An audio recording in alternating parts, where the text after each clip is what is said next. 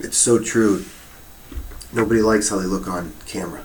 I mean, it's very rare. Even if you look at some of the biggest actors, they don't like the way they look on camera. Um, but I feel so compelled to get my message out, and my message is just what I'm thinking. What's going on in our world, what we're seeing happen in real time, responses that people are having to our conversations, where they get offended, and that's kind of the point I wanted to make is that. I come from hospitality where the customer's never wrong, customer's always right.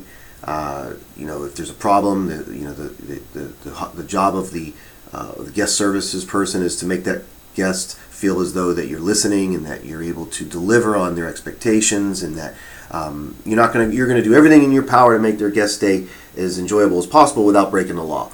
And there's a funny story about Las Vegas and a customer asking us to do something against the law, and what we were able to do, but that's for another time, another place. But now you look, and I'm in technology, and I'm in hospitality technology, and now I'm a customer is not always right, and as a matter of fact, a customer is seldom right, and yet we still have to be hospitality mindsets at all times, and for me that's something I'm struggling with because my dad taught me a lot of amazing things, and one thing he taught me, for good or for bad, was tell them what they need to hear and not what they want to hear. And I think that's what separates me. I think that's what separates us. I think that's what separates what we do, is that we're not going to tell you what you want to hear.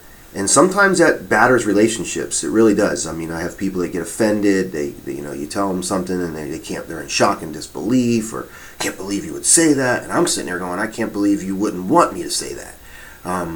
But it's business is very intimate, and business is very finicky, and people are very secretive and confidential about their business. And sometimes I have to remind myself of that. But most importantly, if I stick to my guns, and my guns are really tell them what they need to hear, not what they want to hear. And what they need to hear is something that's in here. Like, I have a whole 41 years of experience, and a lot of it in hospitality, and a lot of it in technology, and certainly a lot of it in mobile and social. But it's not only because I do it, it's because I love it. And so if someone doesn't spend equal amount of time or invested that much, I believe that what's in here is something I need to get out. And so I might sound like I know it all, but it's just experience that I have, and I want to share it. So something I'm thinking about and working on as an entrepreneur and as a businessman and as a leader of this small team we have is refining how I tell people what they need to hear and not what they want to hear. So that the message is still the same, but the way it's received is a little different. So that's my, what is it today? Tuesday morning thought.